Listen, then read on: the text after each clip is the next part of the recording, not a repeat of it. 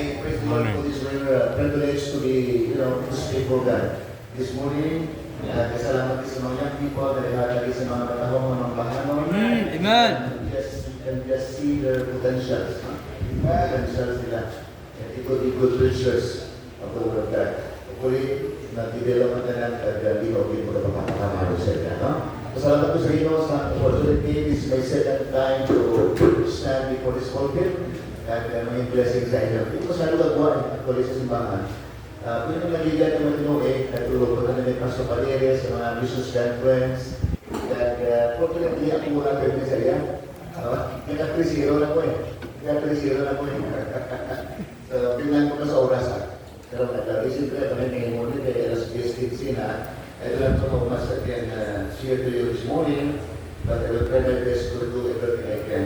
This morning, share the word of the Lord. No? Sa invitation, at nakita ko naman ang mga amigo ko sa ministry, mga alay sa ministry, mga colleagues sa ministry. No?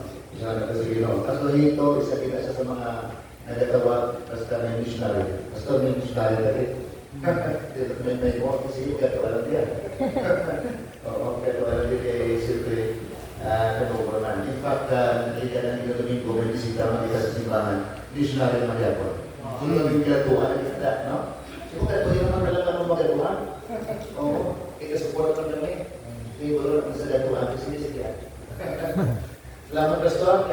This is actually a very friendly church. Namin kinaalan nyo, Triumph Baptist Church. Kaya wala mo din ang testimony na pwede mo pasusisan. Na iba sila ang kaya magyan, no? Sa ministry niya. So, praise the Lord for that. Of course, ipangin ko sa conference at kaling yung blessing niya daw sa inyo, no? Amen.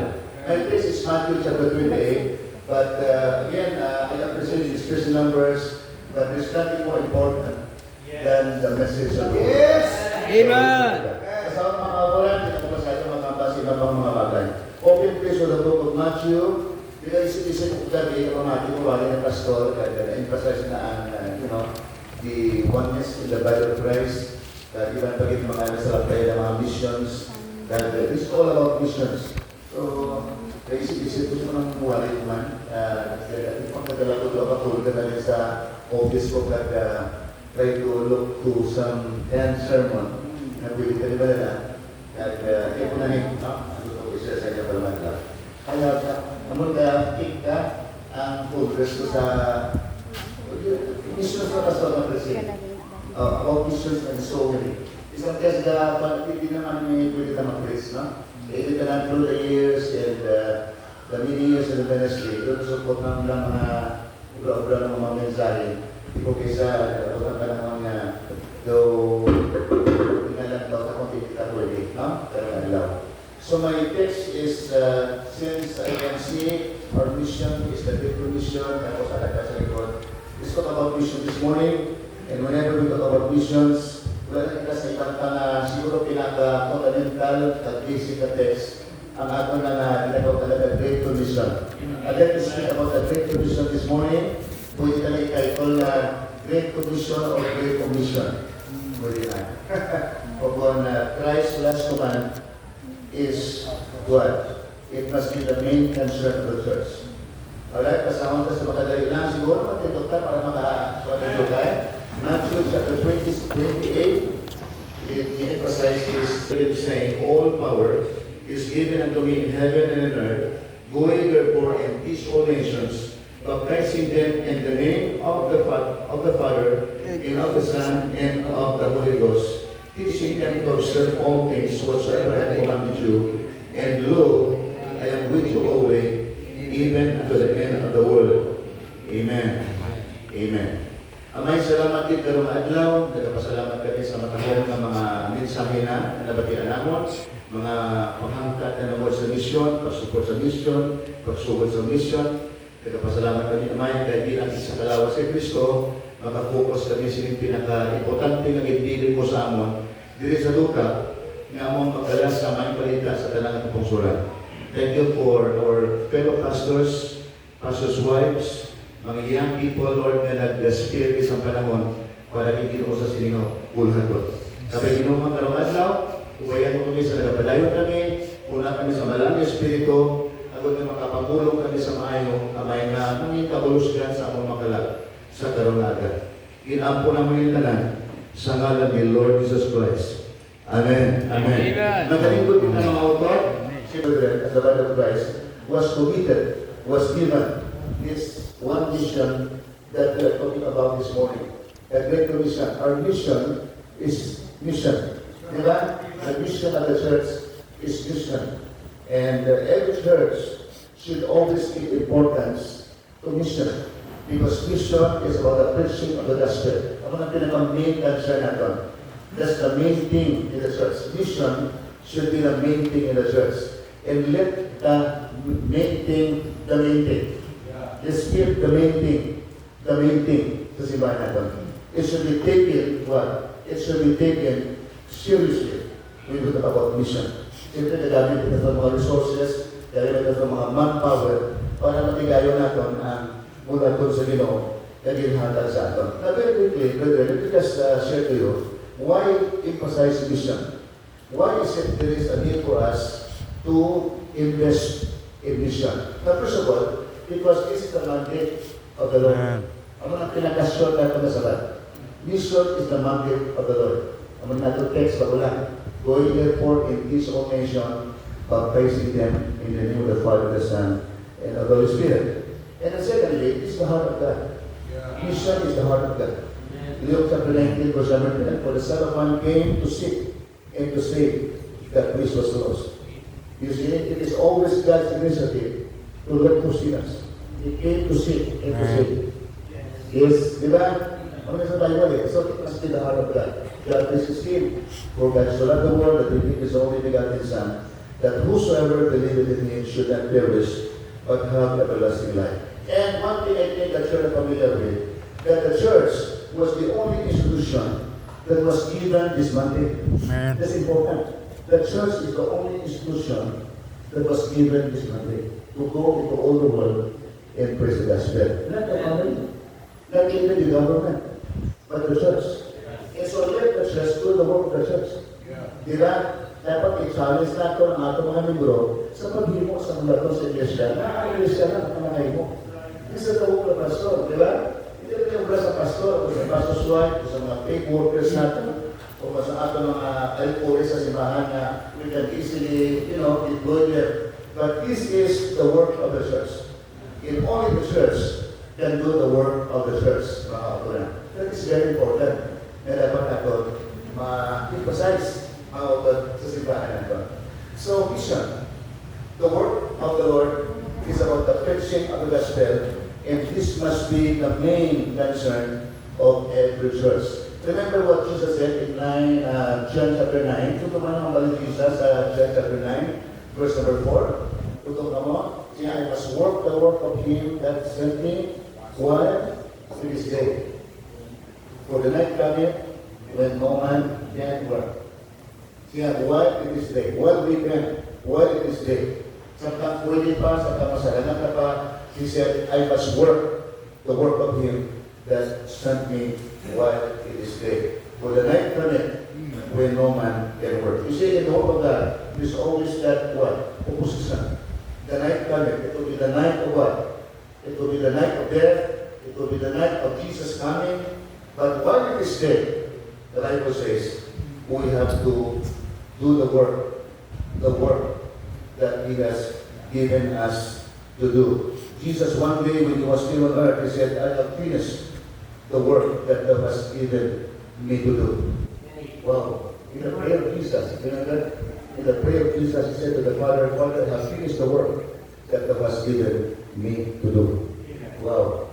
I hope we can say, Father, we have fulfilled the commission that you have given us to do. Di ba? Kami kay Ginoong Isos, kami sa ginili mo, at nakapokus siya sa dapat ilimuan. He was not so sidetracked sa mga malawag na sa karoon ng panahon para sa distractions. Dahil kita sa mga bagay na usually nagkuha sa focus ka. Whenever we talk about the work of the Lord, kasi nakapalahan. Di ba, mga otot? Kaya kami sa pastor na makafocus sa ministry. And you know what, kung di mo ang kailangan dapat ay mo, masagot ka busy na ako. If we will just do what we need to do, busy na tayo. Wala ka sa panahon sa mga ano. Di ba? Because the devil right now is trying to sexual us, just like pastors, against pastors, workers against workers, kingdom against kingdom. Ha? So, ang nakasubong ang pagkakabo sa ato, kasi sa mga social media, kailan pa ng mga bagay na mga kapatid. So, the Great Commission, wala pa ka-first one, by the way. I always say, now the Great Commission, because it is a commission, it should be taken as a whole. It should be taken as a whole. Alright? Hindi pwede isa lang, hindi pwede ang pinsin lang, hindi pwede ang baptizing lang, hindi pwede nga teaching to observe office lang, hindi. It should be taken as a whole because it is a commission. And secondly, brother, this is not reversible. It is a reversible. Dapat pasunod. Di ba? Dapat preaching anay, di ba? Tapos baptizing, kupasing sa baptizing, and then discipling. So the Great Commission has to be taken as a whole, and they are not reversible, and they are not optional. It is the optional na pwede, okay lang, kung kautuglay, hindi lang. It is optional mga auto. In fact, somebody said that the only way to quotation about doing the work of the Lord. Anyway, so this is it, this is it, young people and brethren, sa karong adlaw. Tutuman nyo, when the church in Jerusalem took this commission seriously, it was said to them in Acts chapter 2 that the Lord added to the church daily. The Lord added to the church daily, such as should be saved. It was when the first church in Jerusalem take this commission seriously. For the first time, he did it right. And the Lord said, the Lord gave them daily conversion. Previous to that, kasi na 3,000 got converted and they were baptized. It is not professors of faith, no, they were baptized. And they were added to the local church. That's what I put that. You see, with our mission, it is not an easy work. It is a hapos obra. No, it is a hapos obra. It takes a lot of faith and faithfulness. It is a lot of surrender and obedience. It even sacrifice. Para silipin ka na, pati mo na constant great commission sa Ginoo. Pagod-ray. Di ba? Hapos eh. Pastoring is not an easy work. Right. You cannot do it easily. No. Yeah. So there's a lot of, serious and sincere commitment. When we talk about the Great Commission. Especially when you surrender your life to become a pastor. Sir. Alright? Good. Dapat, ang kabuhin mo doon, lupos mo kita lang nahatag sa Ginoo. At natokyan mo sa Ginoo. Otherwise, hindi ka masaksi sa ministry na ginhatag sa Ginoo sa ato. So when the Church of the Lord Jesus Christ did it for the first time, they did the name. They did it in such a way that the Bible says, in daily, the Lord added daily. That's what should be said. They were believers, they were baptized, they were added to the church. That is exactly what ako pagkalimot ang tulad sa Ginoo. Pag-minsan kita sa bagong Ginoo, kalimot ang kabubuton sa Ginoo. That would be the ultimate result. No matter how long, no matter how difficult, the moment we give ourselves totally to the work of the Lord, this is the ultimate result. You see? In other words, wala sa church na makasalila kasi hindi na pwede magtubo. Hindi ka mo pwede na kami pwede for minutes. I know that because I started a church. I learned first Tayo Baptist Church. We are now 37 years in Kota. We started from nothing. So kaya ko pa na pumugla sa mga ko sa Ginoo. Especially sa itong panahon, ang support mo, anay, support na. Kaya diba? So, kaya ko sabihin mga kung ang support mga author. Now looking back to our text this morning, mga author, looking back to the text that the Lord has given us, in Matthew chapter 28, makita natin rin that this is what we call the Great Commission. Not the Great Commission. The Great Commission, mga author. And the Great Commission was spoken in the context of the resurrection. Remember that Matthew chapter 28 is about the record of the resurrection. The morning light order. When Christ rose from the dead. And later on the angel gave the message, He is not here. He is risen. And later on, so take the Pusala verse that says that, go ye therefore. You know, it was a message of a triumphant church, Christ, from the dead. So hindi siya hambalanon sa tao na napatay lang, wala na. Hindi siya hambalanon mga author sa Ginoo sa isang persona na like the other founders of religion. Wala pa sila as sa bumabanhaw na sa kalatayon. It was spoken of a living Christ to the disciples, but particularly it was spoken to the church. Siguro mas hindi naman matalpag that the Great Commission was committed to the church as a corporate time. It was not so much given as an individual. Because the Lord cannot be with the individual, even up to the enterprise. But He can be with the institution of the church, even up to the rapture of the church. Siniyata ng author. Okay, so kung hindi ko pa sa simbahan, siyempre part sa trabaho na ito na. Magwali sa pulang sa Ginoo, mag-witness, mag-share, mag-testimony. But the Great Commission, as a commission, it was committed to the church. And to the church, He said, what? I am with you always. Amen. Alright, kita niyo mga author, wala sa madula. Wala sa madula. Ang iglesia mismo na wala na madula. We believe in baptist succession. We believe in what? Church succession. Not in apostolic succession. But, that in the church that Jesus built back in Jerusalem, wala na madula. Wala sa madula. Otherwise, ang commission na madula. Okay, now, pero bago na pamanahon na niya, pero gusto ko i-share sa inyo na ini siya ginhatag sa aton sa kabilugan as institution na dapat natin ipagigilon pagka-iglesia kita sa inyo. Okay, now, let's proceed now. So the Great Commission was spoken in the context of the resurrection.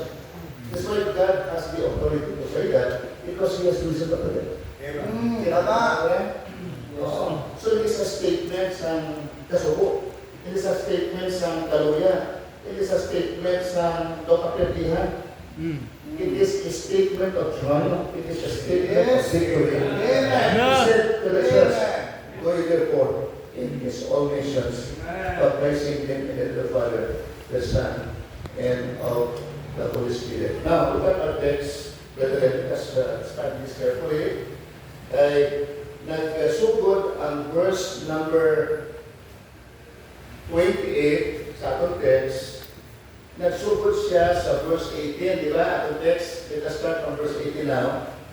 And it says something like this, verse number 18. And Jesus came and spake unto them, saying, all power is given unto me. Previous to that. Look at verse 17. And when he saw Him, yun yung appearance ng Ginoo eh. After the resurrection, may appearance sa mga disciples. So, like I do guys sa verse 17. Alright, yeah. And when he saw Him in the mountain, okay, the bukit, they worshiped Him, but some doubted Him. When the disciples saw the Lord, now this is an event in the mountain. Alright? And when they saw the Lord, some worshiped, some other doubted. Now, what that about mga author, this is very important. Because ang doubt mga author, ginamit niya sa Bible, pero wala mabisis.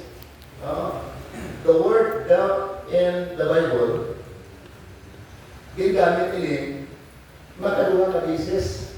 Isa diri sa atong text. Ang isa, ginamit niya sa panahon ni Pedro. Doon naman si Pedro naglakas ng bubig, no? Nagagawa niya, Lord, bid me to come. Lord, allow me to come. Kasi sa limang you come. Sa pagkakadabala sa tubig, naguduman nyo na the only person in the world na nakalakas sa bago sa tubig, other than the Lord, si Pedro eh.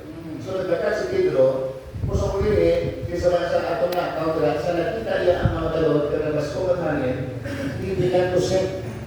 Okay? And then, he cried, Lord, save me. Ginoo, luwas ako.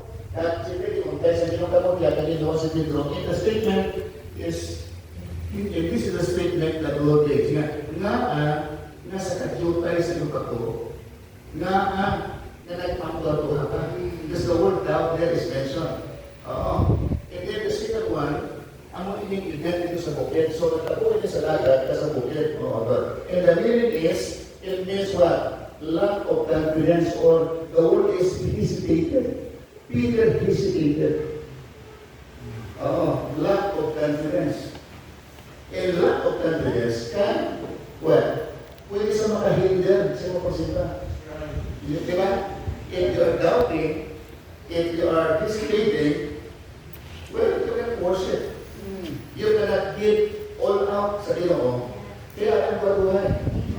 Alright? But the meaning is this, my friend. The point is this, mga kapatid. Sa Ginoo, in essence, siya sa pagkadugay na sa inyo, na ipaupot ko ninyo, nakita nyo na ako, but why is it that you are still lacking confidence? Why is it that you are still hesitating? Does that mean mga alright? But some worship other doubting. I think, kung isa ako na mga pangawanan sa atin. I think mas mga panahon na hindi mo kaya makita ka na sa bato. Di ba? Dahil sa una sa ilaya, makita na visible yung Ginoo.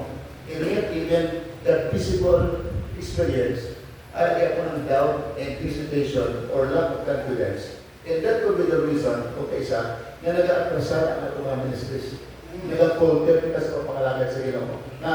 Because of that lack of confidence, because of that doubt. Because of doubting. Di ba? Doubting, hindi mo lang support mission. Doubting mo lang, hindi mo lang malaka kita sa soul winning o maghaka sa pamagiging sa Ginoo. Don't let your life be characterized by doubt. In hesitation. Alright? All out ka sa Ginoo. Lubos ang angkol pagpugyan, kapunin mo sa lubos sa Ginoo. So this is it, my friend. Now, so the next to that, this verse, may pagkasin siya, sa verse 18, all power was given unto me in heaven and in earth. So look now, this is actually a declarative statement. All power was given unto me. How many power? All power. Diba? All power, I like the word of all power. Ang tanan na ito, inhatag sa ako, na-remember natin yung context again, the resurrection. Romans 1:4 kasi it declared to be the Son of God with power by the resurrection of the dead. So Christ had that kind of claim that all power was given unto in heaven and earth. Now this is universal power because it's in heaven and earth. And this is a what? Unlimited power because it says what? All power. That means it is unlimited power. So the Lord who gave this commission has all the power and the authority. He spoke this in the context of the resurrection. And the Bible says that God alone has the power. He has the power to save. He has the power to change. And He alone can give it to you. And this is the kind of Lord that gives us the same authority to preach. Yes. Yeah. The gospel to every place. Good. Ano din sila Ginoo eh? Alright. So, makita natin about authority. Our human authority is very limited. Because na, may authority na magkasal. Kahit ang pag-authority sa magkasal, may restriction eh. So, nagiging lang yung nabos ko, ko, ikaw yung nagkasal sa amo, kasi ko, ano, kapag sa awa mo, kung sa awa mo, siya hindi dali, tapos ito, kasi ito, may restriction ko sa pagkasal, only ito na obligation, at least tayo sa mga affiliation. May relation na eh. Unless sila mo sa certificate na palyos ka mo. So, pag nagkasal ka, dapat palyos sa affiliation. Otherwise, it is a violation of your license. So, even your license has restriction. Di ba? Ang mga driving license, may restriction na eh. Even this, yung mga auxiliary, yung mga LTO, may mga limitation nila, they can even apprehend you without authority. Think of that. Halos ang tanan ng programa sa kalibutan, may limitasyon. But when Jesus said, all power is given unto me in heaven and earth, that's universal. Diba? That's complete, that's unlimited power. He is the one that what? Said, you go and praise the gospel. Ako ni matahong mabahin dali, mga author na makita natin dali. Alright, so this is important. Now, it is a need for him to say this because, you know what, in those days, ang mga apostles sa day, ang mga tao, they are looking for Christ to perform some miracles and to demonstrate His power. So, I think there's a need for him to assert this kind of statement. So, this is an assertion. He is insisting, he is now asserting that all power was given to him. Wow, that's good. That's, praise the Lord. Yung makita na ito dali. Sa simbahan sa kasulatan. Oo. And let me say this in my own time. That Jesus is the hope of sinners and the Lord of those who believe. Wow. And God desires our obedience and submission to His authority. Every time you say Lord, automatically you are submitting to His authority. And submission is your attitude. Obedience is your compliance. So the moment you surrender your life to the Lord, if you are truly surrendered to the Lord, then automatically you have to obey Him. You see? So don't say na surrender mo ka mo sa Ginoo, katulad kami tumas sa Kristo. Because obedience and surrender are always go together. They are the wings of discipleship. They are the two wings. They are the wings of discipleship. And this was in a single word. Dapat limanang. Diba? Hindi na ba?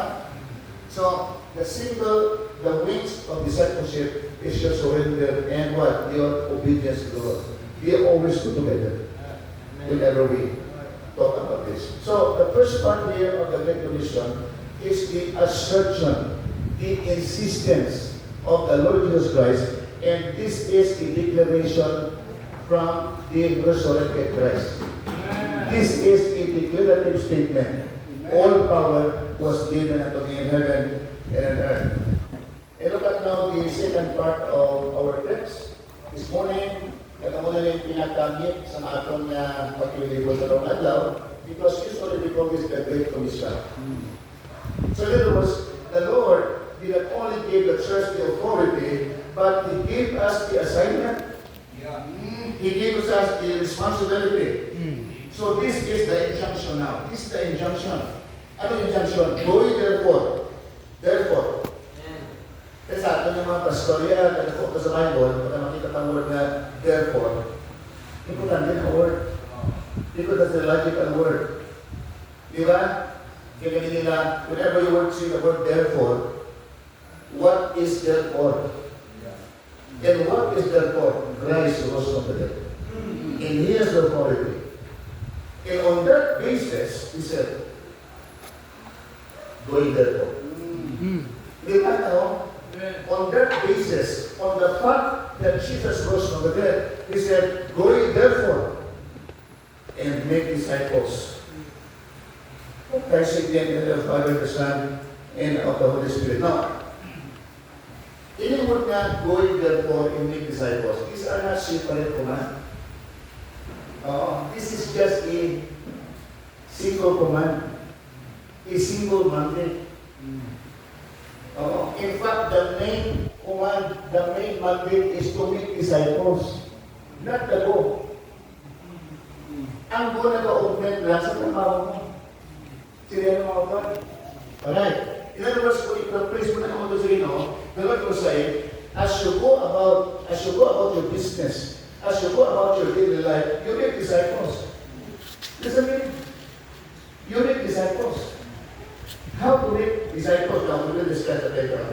This is the meaning. Amo siya na nag-convey ang force of the command to make disciples.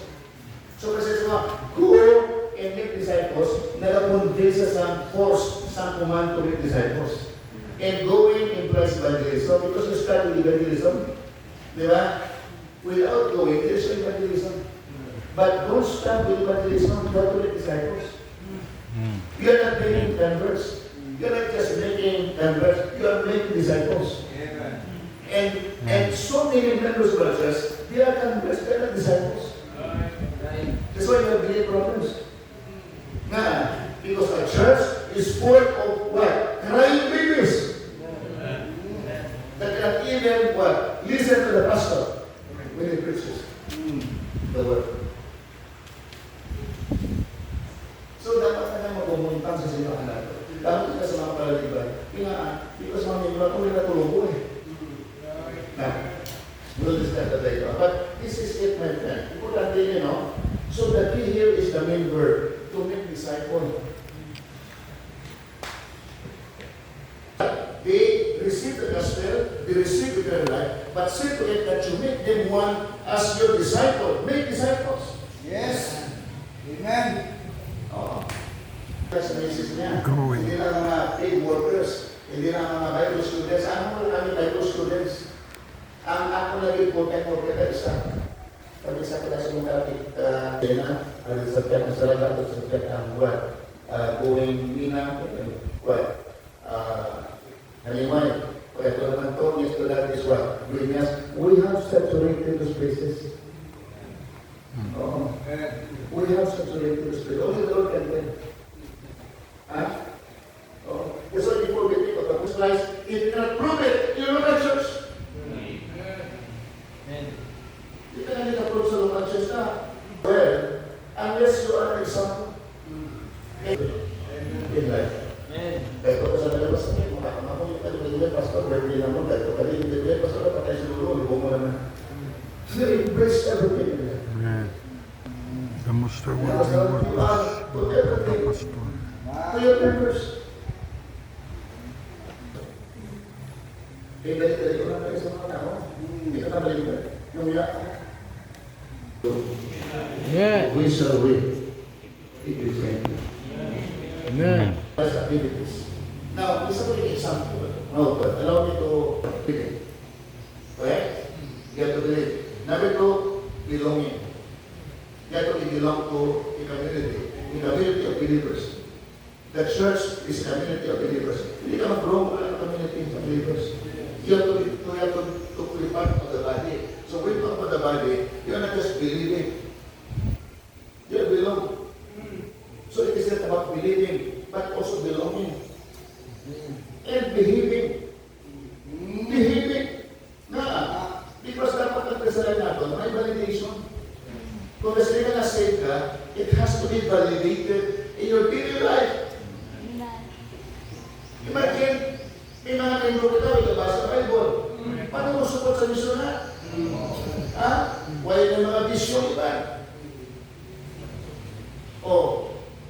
Sa Christian life pa lang, budaya na sila.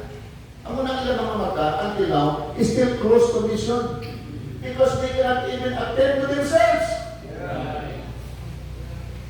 Siguro, welcome mo, kanta ka mo, dahil lang mo, tuwing source for Jesus Christ. Ito mo na pwede. Siguro, pipipirsa sa mga Christian. You live life without purpose. Losing your identity. So, amen. That's it. Okay? Teaching them to observe all things whatsoever I have commanded you. Because gusto ka mo ng practical, but it's more of the discipleship. It's about soul winning. It is about teaching. It is about discipling and training our people for the glory of God. I will swallow.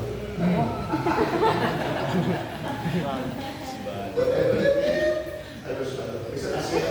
Isa na yung boss na niya. Basta dapat ano, nag-realize. Okay.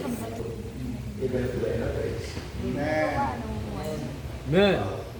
Lord, is pastorate too much? Is being a worker to the church too much? Is giving to the church too much? Wow. That's why it says, perhaps one of the greatest things we can experience that we have love is to go to heaven without our loved ones, without our friends. Perhaps that's what we do. Wala yung mga loved ones. Mas more, your immediate family. Wala.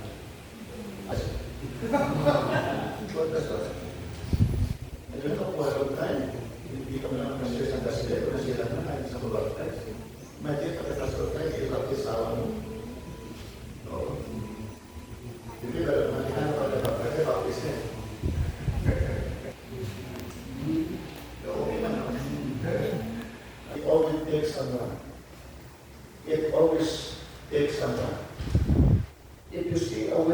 manicured lawn, someone will mow it. If you see a beautiful garden, someone tended it.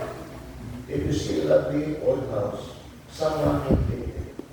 If you see a rich mine or a refreshing well, someone dug it. If you see a smooth road, someone paved it. If you see a great advancement, someone sacrificed for it. If you see a miraculous breakthrough, someone prayed for it. If you see a growing church, someone worked it. If you see divine provision, someone believed God to lead it. If you see a harvest of souls, someone sowed in fears for it.